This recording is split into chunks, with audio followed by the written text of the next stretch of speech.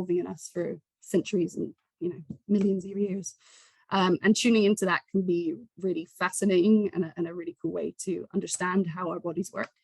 And again, please, I really recommend Animal by Sarah Pascoe on that. You went to school to learn, girl. Connecting movement to learning and actively encouraging this different narrative around expression could be really game-changing, both for education system, but also just in the wider society. So if you're someone who works with groups of people in any capacity, whether it's running workshops or teaching kids, maybe introducing more movement than you currently do could be a really positive way to unlock things in many of those people.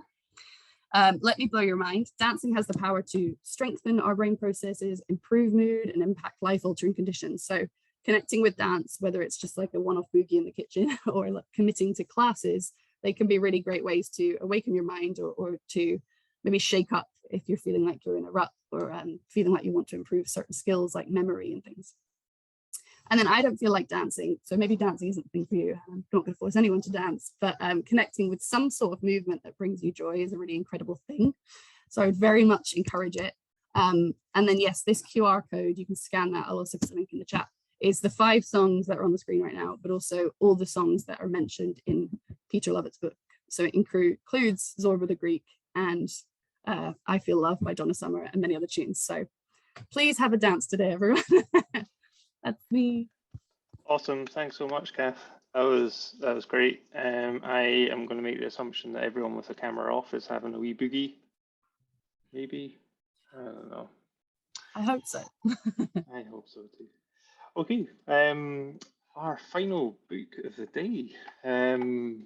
So Phil runs his own gig at Know Some People, which focuses on brand strategy, or simply put, I'd say helping brands tell the right stories. Is that right, Phil? Mm-hmm. Great.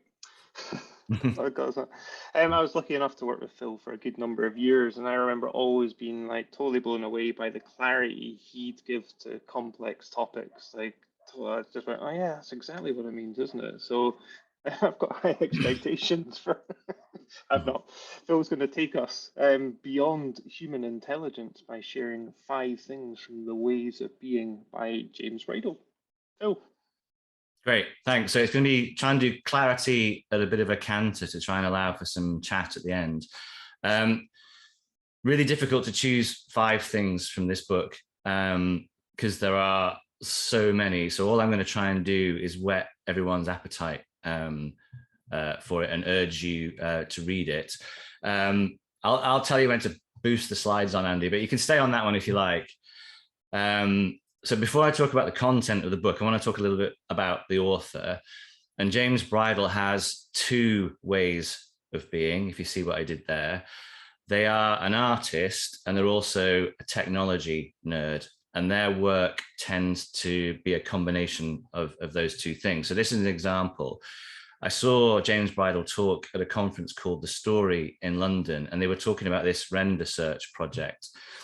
And you know, when there's like a big building site, a major development, and they have these hoardings around the perimeter with the architect's impression of what the finished building will look like.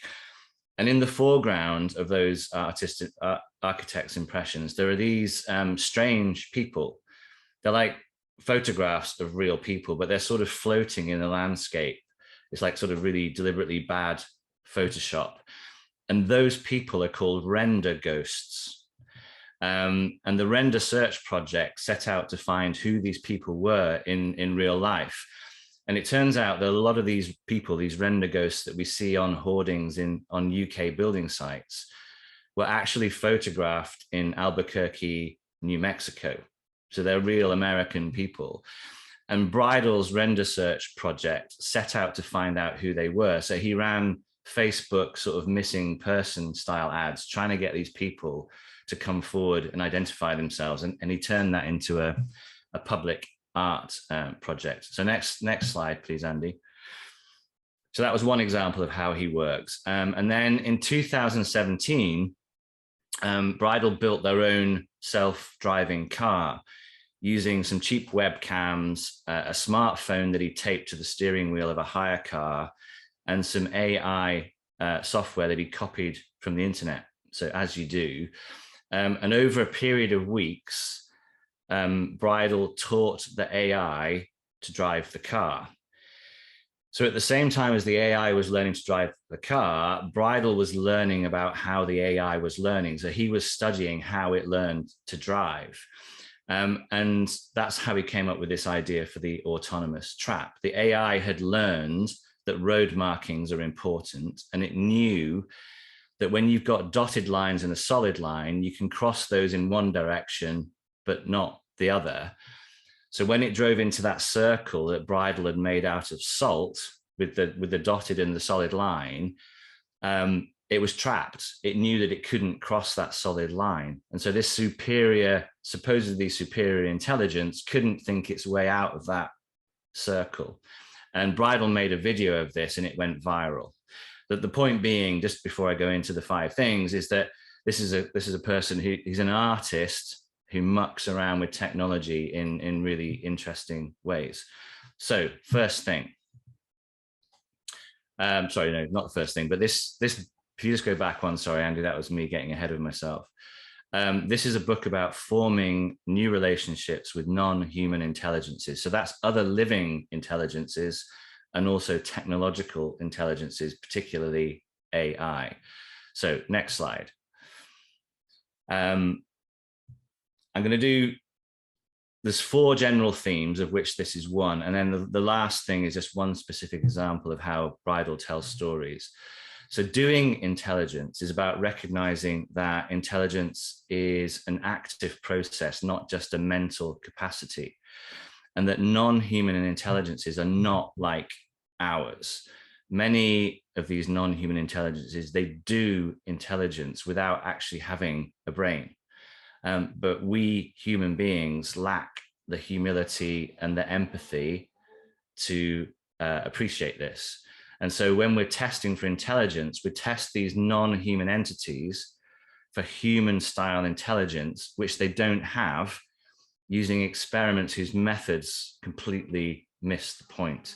And that makes us blind to all these amazing ways in which these non-human entities do their various forms of intelligence. And there are loads and loads and loads of examples of how these natural analog intelligences do things better and do them quicker than any computer or AI. But just one quick one is that there's this thing called slime mold. And slime mold turns out to be better at city and rail network planning than any existing computer. It's incredible. I mean, the book is full of those examples. But the point being that different intelligences do intelligence in different ways, and we're not very good at seeing them, basically. And one of the things that Bridle says is that if we want to learn from these intelligences and appreciate them, we need to understand their, next slide, please. We need to understand their Umwelt. And Umwelt, not surprisingly, is a German word, and literally translated into English, it just means environment or surroundings. But in German, it has a deeper and richer meaning. It means the particular perspective of a particular organism or intelligence. So how a non-human intelligence perceives the world and what matters to it is not the same as how we perceive the world and what matters to us. So a fungus or a bee has a very different way of being in the world, or a very different Umwelt to the one that we do. And yet our sort of clumsy attempts to understand these other intelligences, when we try to understand them, we have this irresistible human tendency to try and anthropomorphize everything, make things that aren't human seem more human. And we're always looking for ways in which their intelligence is like ours, rather than being open to how it is different. And we're pretty arrogant in that respect. And that arrogance stops us learning things that we'd be much better off knowing from these non-human intelligences. So next slide, please. More than human. This is a really big idea in the book. It's a piece of framing that's designed to open our anthropomorphic eyes to other ways of perceiving intelligence. So the idea here is that they're not non-human intelligences, they are more than human intelligences, and it just changes your perspective on the whole thing, because the world itself is clearly more than human, but we don't treat it as such. Our anthropocentric perspective is one of us in dominion over the natural world. It's ours to use as we please, and that's a perspective that's going to end up killing us if we're not careful. I was doing some work recently with a professor of philosophy, and he was explaining to me how this human-centric dominant attitude has been embedded in contemporary philosophy for a long time, and therefore it's embedded in our economics, and it's embedded in the attitude of capitalism to the natural world. So that view says that humans are the highest form of life. We are moral agents and animals are not. We have purpose and intentionality, and non-human forms of life don't. Their way of life is based on instinct, not intentionality. So that's the conventional wisdom. But this professor is working on a new environmental ethics to try and reset the superiority complex that we human beings have over the more than human world. So this is a really important idea, sort of resetting how we see ourselves in the world, if we want to be able to save us from ourselves and the sort of climate breakdown. So next slide, please, Andy. This is another really big idea in the book, the ecology of technology. And the idea is that all intelligences, whatever form they take, are entangled in ecosystems, and they learn and they evolve on the basis of their ecology. So when it comes to artificial intelligence, we should be thinking really carefully about the ecosystems that we want them to sort of grow up in. There's a sort of nature and nurture thing going on with artificial intelligence as well. And there are some really fascinating examples in the book of how AI can be nurtured by fertile and constructive and benign ecologies. One of those is the idea of randomness. So I found this really interesting, that computers need random input for various important functions, but no computer, because they all run on programs of some sort, no computer is capable of generating truly random numbers. So they have to take random input from the natural world. So things like background radiation or atmospheric fluctuations, and some of them even take random input from the movement of wax in lava lamps, because they can't do it themselves, which is quite reassuring, actually. So that's one example of computers needing to interact, have a natural ecology around them. But there's loads of ways in the book in which computers and artificial intelligences, it's really beneficial for them to be connected to the ecology of the natural world. It's beneficial to them, and it's beneficial to us that they are nurtured in a certain way. And here's a quote from the book that just describes that. So this is Bridle talking. Perhaps we should be thinking more carefully about the ecosystem in which we are raising AI, particularly the kind of aggressive, domineering, and destructive forms which seem to be proliferating. That these systems are overly concerned with profit and loss, winning and losing, control and dominance, suggests that their ecological niche, the slice of environment shaping their evolution, is somewhat narrow. Their learned responses, so that's AI's learned responses, are that of a corporate intelligence, evolving within the arid, airless ecology of neoliberal capitalism, tech company boardrooms, and ever-increasing financial and social disparities. If we wish them to evolve differently, if we want them to play nice, we will need to address and alter this ecology. So I think this ecology of technology is a really big idea. How do we want those AIs to be nurtured? Not by tech bros like Zuckerberg and Bezos, I would say. So anyway, next slide, please. Yeah, so this is the fifth and final thing, not a really, really big idea, but a sort of a small story that Bridle tells that makes a really, really big point, and it gives you an insight into how their mind works. So if you put it to practical use, a bamboo cane becomes a form of technology. So you can use it to support your bean plants. Or if you cut that bamboo cane to exactly 115 centimeters, it becomes a tool for measurement.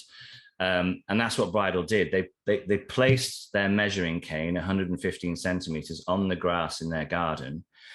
And then they dug up the dandelion at the southern end of that cane, and they replanted it 115 centimeters away at the northern end of the cane. And the reason they did that is that, and it talks about this in the book, is that plants and trees are having to migrate 0.42 kilometers every year to adapt to climate breakdown. They're having to move north at 0.42 kilometers a year. So that's 115 centimeters every single day. So this was just Bridle doing making some art, and that little art project with 115 centimeters of bamboo cane to make a really, really important point about what's happening in this more than human world. So final slide, please. So yeah, a snapshot of ways of being. We need to appreciate the idea of other entities doing intelligence on the basis of different umwelts in the more than human world. And on that basis, think very hard about the ecology that we're nurturing or bringing up artificial intelligence if we want to live in harmony with it rather than in fear of it. And that's 5 things. I'm sorry I didn't really leave much time for conversation, Andy. Not at all, Phil. That was absolutely fascinating. Well, thanks so much for that, Phil. Big round of applause for Phil.